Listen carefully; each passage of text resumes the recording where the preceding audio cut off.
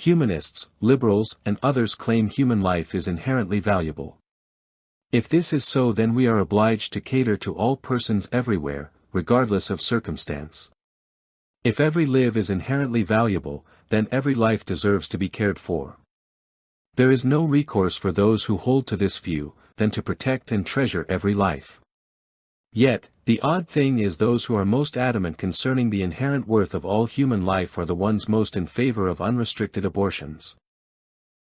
Those who have a negative net worth, people who leave the world vastly worse off than it was when they were born, have the same rights as the most notable contributor to civilization, at least according to the proposition that humans have inherent worth.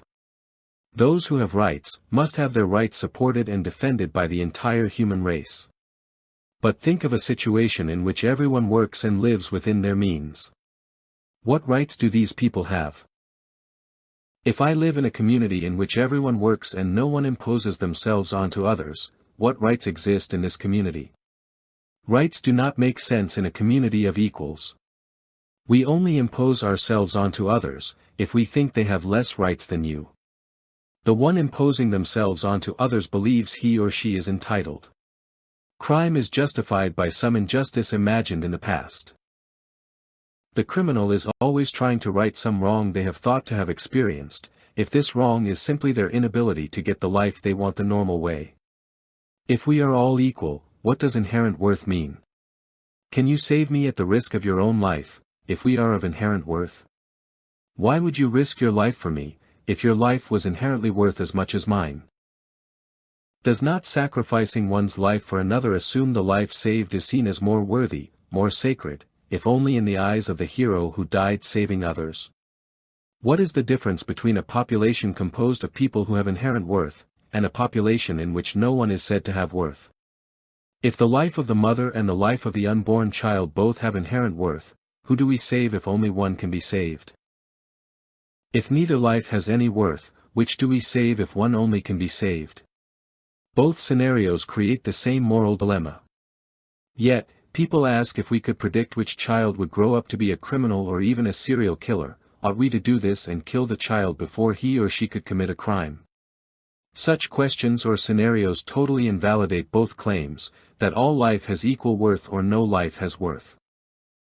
In most scenarios such claims cause apathy and moral stasis, because we cannot respond in a moral way to an immoral outcome. If a man kills another and both lives are of equal worth, we cannot take the killer's life, because if the murdered man's life is of inestimable worth, so is the killer's. If the killer's life is not worth anything, then the murdered man's life had no value, either. Choice is a moral decision, that is, all choices have a moral component, or ought to have a moral component. But we cannot make a moral choice unless there is moral divergence. If there is nothing that can lower the moral value of a life, there is no way to distinguish a criminal from a victim. The white race seems, more than any other, to have gotten itself philosophically neutered by subscribing to the doctrine of equality. If the civilized and uncivilized are equal, what is the standard, what is the norm? At what point do we need to change things, if everything is acceptable? It follows that if we are all equal, the evilest person is the one who judges another. The most despicable person is the one who finds fault and mentions that some self-reflection might be a good thing. If we are in a liberal system and we possess a liberal mindset or perspective, then even if we think liberalism is a good thing and conservatives are wrong-headed, we still have no place to draw a line. If a person says he thinks socialism is evil, those on the left can denounce the narrative and those who support it. This is a decidedly conservative position.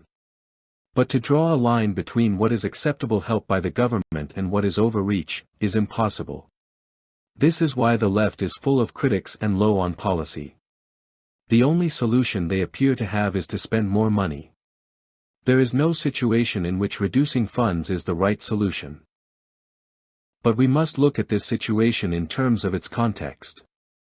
There are two realities and two races, and they inhabit two competing and incompatible cultures. The lie of inherent worth is required in a system founded on lies. One system is scientific and based on hard data.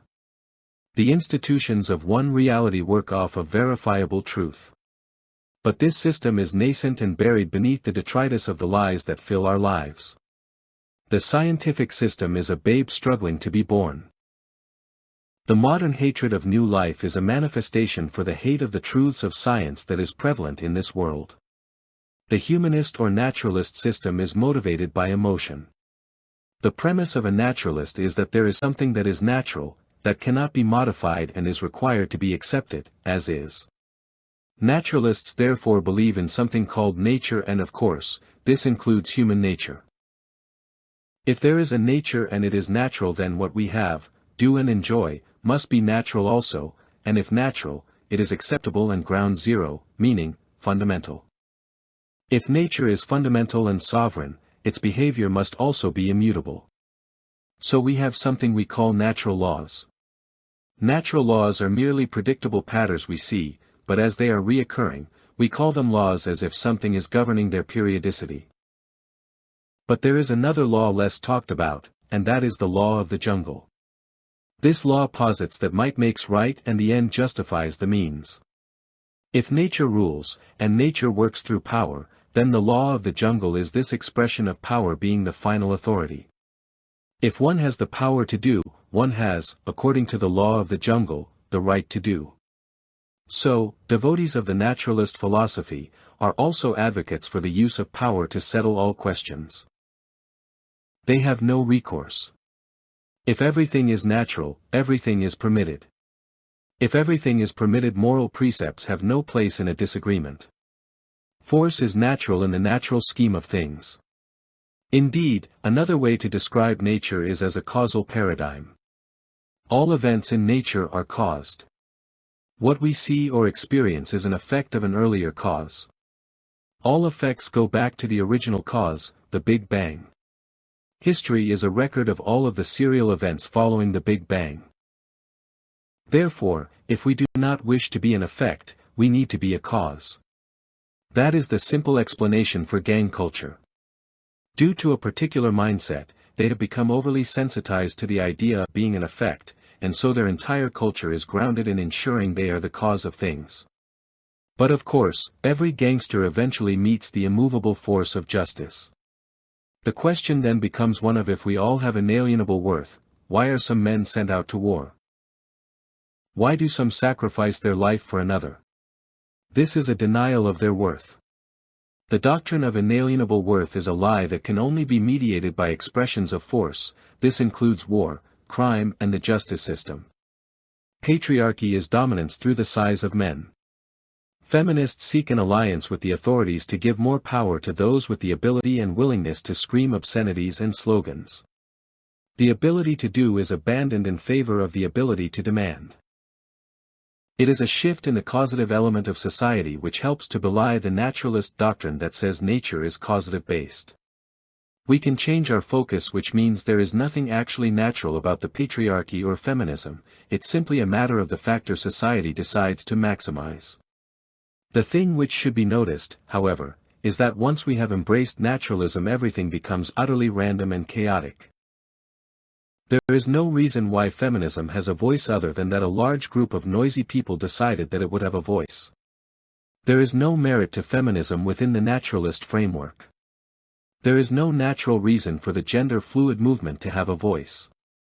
These are just random choices made on the basis of subjective factors that have no rational or moral component. Naturalism is people making choices on the basis of irrelevant factors.